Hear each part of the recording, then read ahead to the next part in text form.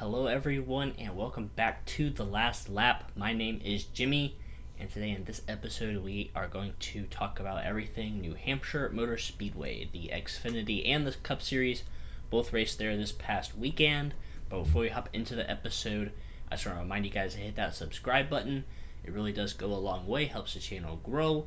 That like button will also be appreciated, and you can check us out on Instagram at The Last Lap News.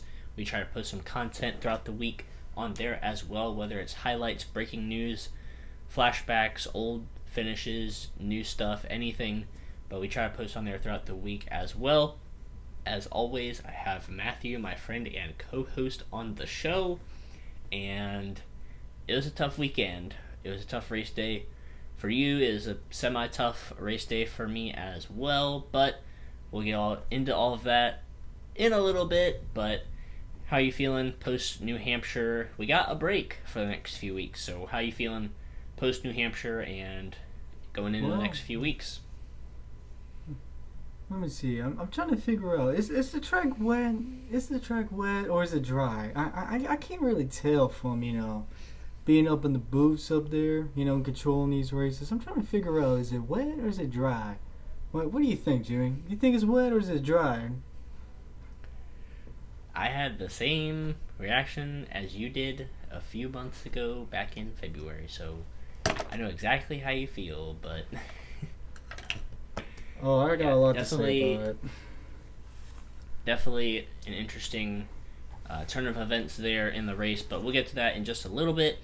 But first, I'm not really going to talk much about the Xfinity race, but Christopher Bell did end up getting the win, his first race for them since his not championship season, but since 2019 when he competed there and won several races. He won his third straight Xfinity race at New Hampshire, 2018, 2019, and 2021. Kind of expected that. He was in that 54 car, and I was talking to you about this, just texting about it, but I don't know what it is about that 54 car, but no matter who is behind the wheel, that car is literally just built different. No matter who's behind the wheel, that car is always up front leading laps, getting wins. Ty Gibbs has 2, Kyle Busch has 5, and now Christopher Bell has 1. So I don't know what it is about that 54 car, but they got it hooked up because they're even above their teammates. The 18 car, Daniel Hemrick, I would argue, is the second best Joe Gibbs car. Harrison Burton right behind him, maybe in third, but that 54 car is just way up here compared to even its teammates. So, Matthew, what do you have to say briefly about the Xfinity race from Saturday? Well, I totally expected Christopher Bell to be up there because anybody who drives that 54 car is naturally going to be up front, as we have seen. And Christopher Bell did not disappoint as he went up in front, and that was pretty much it. He basically dominated that race. So, congrats to Christopher Bell. It's always I know people don't like Cup drivers in Xfinity, blah blah blah. But when it's a younger driver, it kind of it's kind of okay. They need the extra laps. These younger drivers do. So it's okay. I think this one should be okay. But yeah, that 54 car is really juiced up. It's like they put some NOS tanks in the back there. I mean, that thing's just fast. So, yeah, another dominating race by the 54. All right, so we're going to hop into the Cub Series race now. It was on Sunday, started a little bit late. It rained pretty much all night Saturday and even into Sunday morning, so they had to dry the track off a lot, and the race started a little bit later in the day, and I know a bunch of people are already on social media talking about, start the race earlier in the day. Well, my response to that is, you're going to start the race early, there's still going to be rain anyways, because it rained when the race was starting. So if you start at 1 o'clock, it's still going to be raining at 3 o'clock halfway through the race. So either way, no matter when they start the race, it's going to rain. But anyways, they did get the race underway, but it was misting kind of at the beginning, and then it slowly started to get a little bit more wet as the laps went on. And on lap 8, unfortunately, there was an accident before NASCAR made the call to throw the caution, and Kyle Busch was the leader. He drove into turn 1. Car just whipped around, backed it straight into the wall. Martin Truex in second place did the exact same thing. Chase Elliott was in third, and he almost lost control of his car and ran up into the wall. Denny Hamlin lost control of his car, spun around, thankfully didn't hit anything. Ross Chastain, I know he almost spun around as well, so not a good look for NASCAR right there. We'll get into that a little bit more later on, but yeah, Kyle Busch unfortunately will be done for the day. Martin Truex would continue, Denny Hamlin would continue, but just not a good look for NASCAR right there. We'll get more into that later. I know Matthew's got some good things to say about that later on, but we'll debate that a little bit later.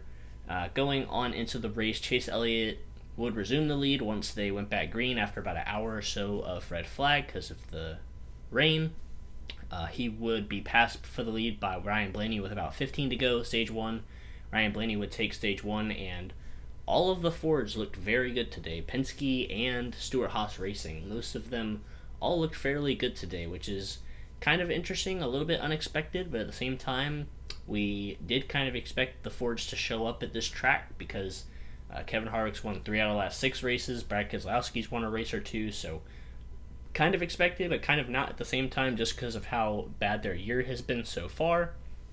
Stage 2 went to Brad Keselowski. He rose up. Him and Ryan Blaney had an incredible battle in the start of stage 3. Like, they were going at it. Like, Brad used up Ryan Blaney quite a few times trying to hit his back bumper and get past, and that was some really good racing. Kind of glad New Hampshire didn't put down that PJ1 because the racing was absolutely amazing today. They could use both lanes to try and get by people, and it was really good racing. I'm really happy with how the green flag racing was. There was a bunch of passing and all of that. People could use multiple lanes, so props to NASCAR for not putting down that PJ1 for this weekend at New Hampshire. Closing down in the third stage, ARIC Almirola he had a good car, but I didn't expect him to drive up to the front of the field like he did. So he took the lead in stage 3, and then NASCAR was kind of throwing up this idea of possibly ending the race early due to darkness because it was obviously getting dark later in the day as they were finishing the race. Some drivers kind of tried to stay out as long as they could to try and force NASCAR to throw the caution, call the race 10 laps to go, because that's what NASCAR said. They said, if we are going to do it, we're just going to be like, hey, there's 10 laps to go, no overtime, that's the end of the race, you guys got 10 laps. So some drivers are trying to force NASCAR to do that a little early. They did not, so everybody pitted under green flag conditions. Almirola got out in front of Brad Keselowski, but Keselowski passed him pretty early into the run after the green flag pit stops. Almirola would get back by him and retake the lead, or retake what would eventually be the lead before everybody else pitted. And then Christopher Bell kind of worked his way up through the field as well. He looked really good today. All the JGR cars looked good. Granted, 2 of them unfortunately got damaged early, but Christopher Bell and Denny Hamlin, they both looked really good throughout the day as well. Christopher Bell is making his way through the field, trying to make a charge towards ARIC Almirola. With 18 laps to go, NASCAR said, that's it, 10 laps to go, and that's going to be the end of the race. So unfortunately, I don't know why they did it with only 18 laps to go. It's only 8 extra laps, but they did what they did. Christopher Bell could not run down ARIC Almirola, and we have, for the second straight week, I would consider a surprise winner in the NASCAR Cup Series. Absolutely crazy. I did not expect ARIC Almirola to come out and win this race the way he did. He clearly had the best car at the end of this race, so props to him, props to Stewart-Haas Racing. If you told me ARIC Almirola would be the first person to win for Stewart-Haas Racing this late into the regular season, I would say you're lying, because I would expect Kevin Harvick to have a few wins by now, but he doesn't, so props to ARIC Almirola and that team for getting the win, but in the way they did, by showing some speed there late in the race. So, Matthew, go ahead and give me your opinion about, first of all, I guess that unfortunate incident early in the race, and then also about the race in general and the Fords kind of showing out here, surprisingly. Well, where do I even begin with the first part? Man, it seems like every other week we always have idiots running on the control tower up there. Every other week, there's always some idiots out there who don't know what they're doing. They don't know what's going on, and they think, oh, the track is dry. No, wait, is it wet? I don't know. they're not in the race cars going out there 100 some miles per hour with slick tires on and having rain blasting on your windshield because they don't have windshield wipers because of the road course. And it's getting slippery. And it was raining even before they even started running. I don't even know why they even started the race because it was already starting to rain. I could see like raindrops on the camera. It's... Man. It just seems coincidental that NASCAR would do something like this. Especially after last week, they're having this whole PR nightmare with all the drivers, criticizing the head people of NASCAR because of the Atlanta reconfiguration and how they didn't get any insight on it. They didn't get any opinions on it. They didn't talk about it. They're just like, oh, we're just going to put it out there and that's it. And then there was also the whole next gen crash test rumors that were going around. But in my opinion, I think that was actually false because, it's people from Reddit or wherever that came from. That's not really a reliable source. But other than that, though, it's been a really bad PR week for NASCAR, and this is already piling up here. I mean, this whole year it's been really bad with the people in those control areas in these races.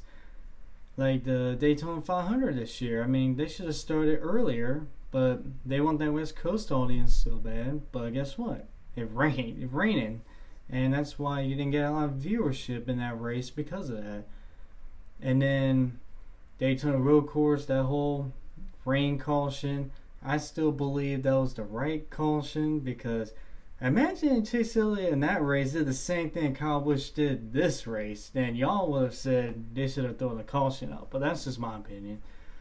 And then there's that whole Talladega accident with Joe Logano, and Logano basically calling out NASCAR and all that it's not safe and all that, even though it's kind of ironic since he's put some people on the wall before. So, but they're changing the restrictor plate. They're changing the super speedway packages now because of that.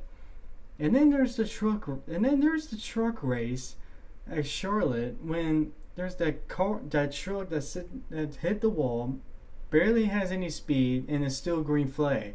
And next thing you know, Johnny Sauter just comes out of nowhere and just slams into him. Basically almost saw that car in half.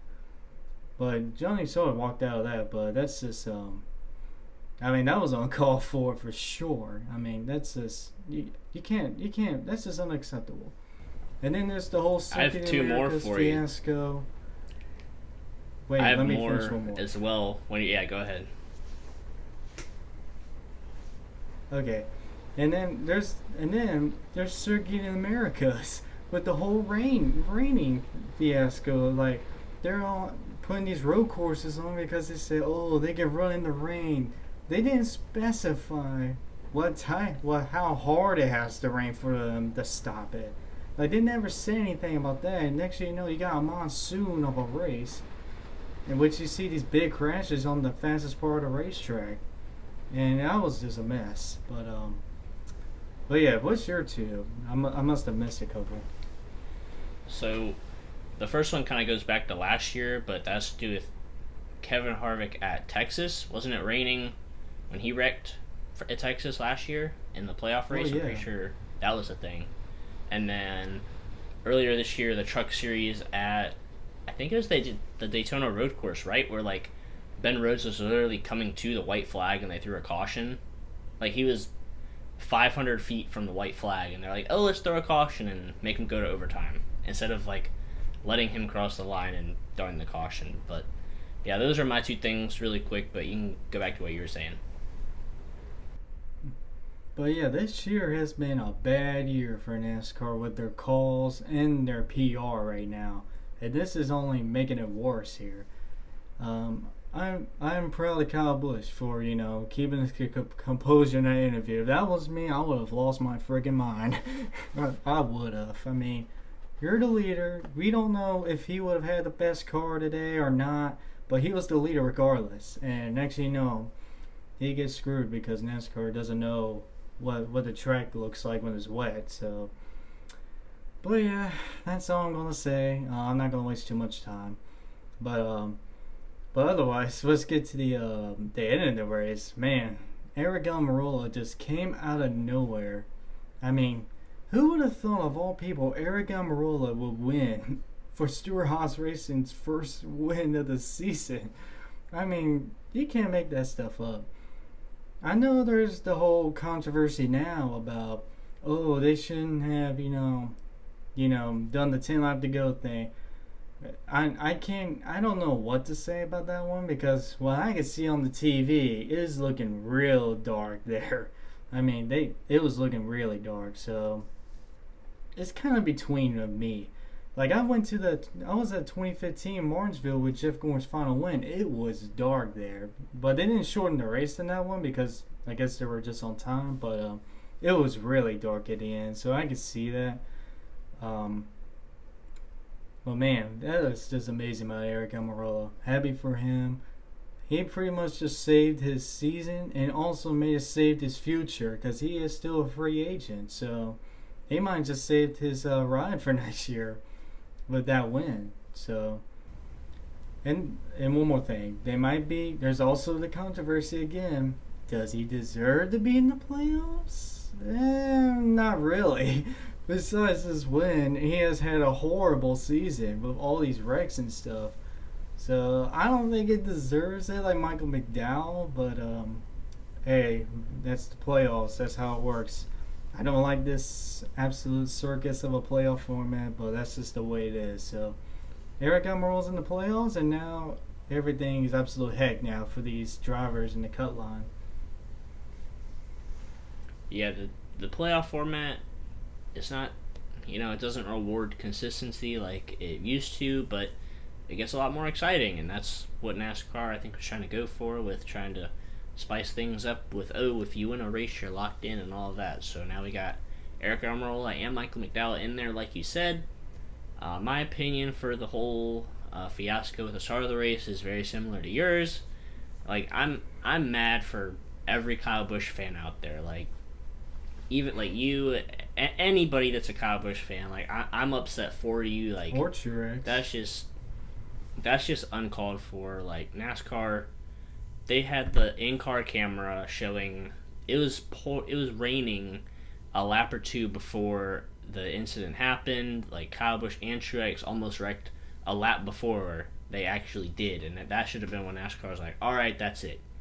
And they have people like down there in the corners, so they should have seen Kyle Busch and Martin Truex sliding around like that and should have been like, okay, the caution needs to come out. But yeah, it's just a bad look for NASCAR right there, with them waiting as long as they should have, and like they need to be safe than sorry there. Like, if they need to throw the caution a few laps earlier, go for it. Like, if it's already starting to rain, yes, please do it. Like, this is an oval. The cars do not, they're not.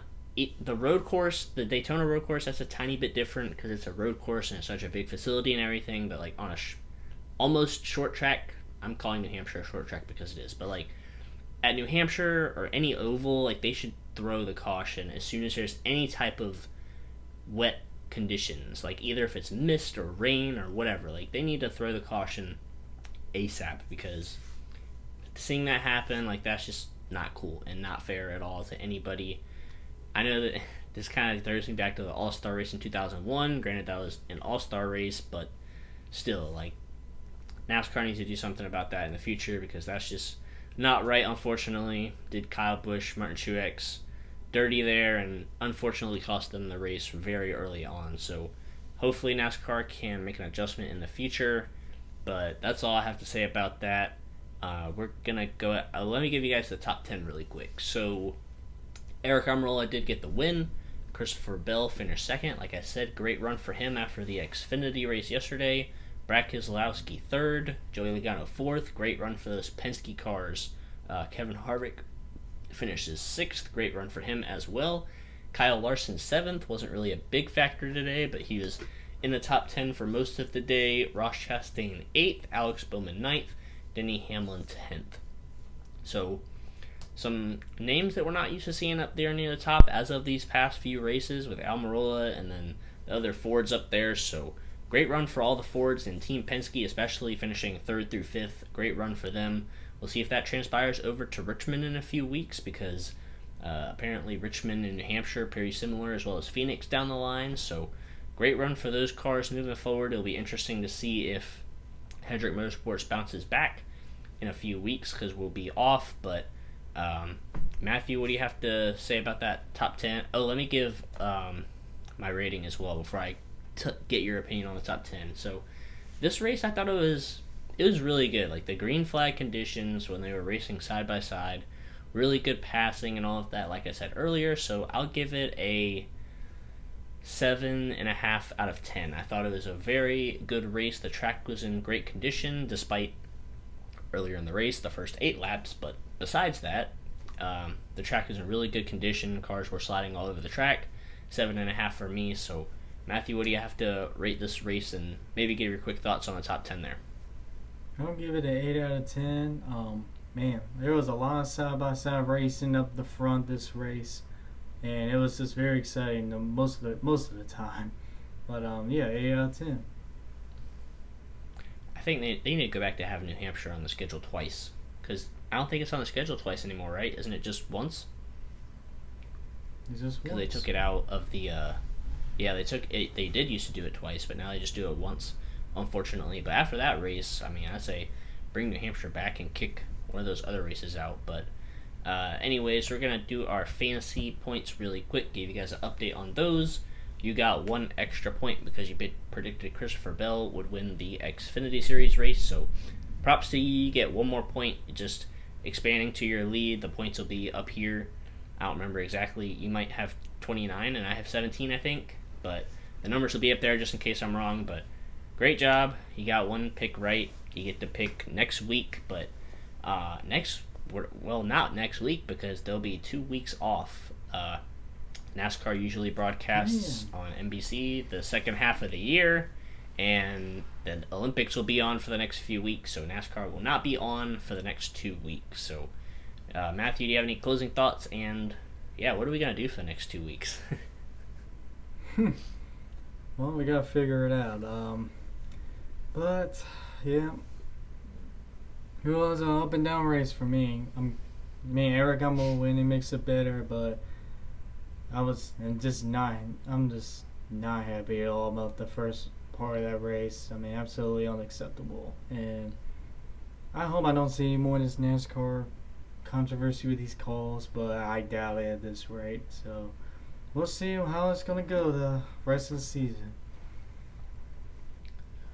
Alright, so that's going to wrap it up for this episode. Like I said, there's going to be 2 weeks off of racing, so probably not too much content from us until then, unless we got some breaking news coming out that's really worth throwing out for a video, or maybe we'll throw a fun video in there.